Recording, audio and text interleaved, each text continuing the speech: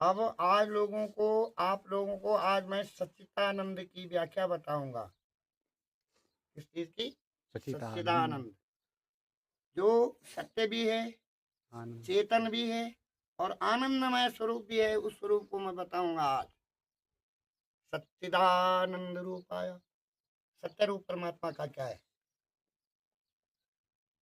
पहले तो सत्य समझो। सत्य उसको बोला जाता है जिसमें परिवर्तन नहीं आता है, अर्थात भूतकाल में भी उसका वही स्वरूप था और भविष्य काल में भी उसका वही स्वरूप रहेगा, और आदि से अंत तक जो रहने वाला होता है उसे सत्य कहा जाता है। ऐसा सत्य स्वरूप उस परमात्मा का है जल। क्या है? जल। जल पहले भी जलाकार था और महाप्रलय के बाद भी जलाकार होना है। इसलिए परमात्मा का सत्य रूप जल है।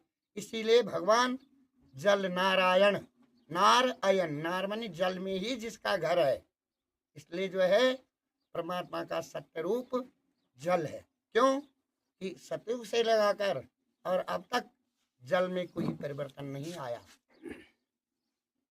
अर्थात यथावत है, नित्य है।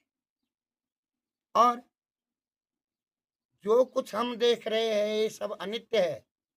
जो दिखाई नहीं दे रहा है वो सत्य है। जैसे आत्मा, वह सत्य है।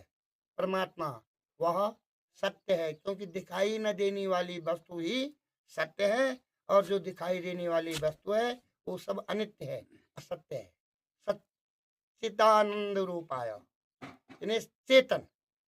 ऐसा चेतन जो सत्य चेतन है। सत्य चेतन क्या है? आत्मा है। जब तक हमारे शरीर में वह आत्मा रहती है तब तक हमारा शरीर चेतन रहता है, और जब वह आत्मा हमारे शरीर से निकल जाती है तो हम जड़ बन जाते हैं, अर्थात परमात्मा का चेतन स्वरूप आत्मा है। सत्य चेतन और आनंदमय स्वरूप क्या है? आनंदमय स्वरूप उस परमात्मा का वो है जब आत्मा और परमात्मा का मिलन होता है, उस समय का जो आनंद है वह सत्य आनंद है। क्यों?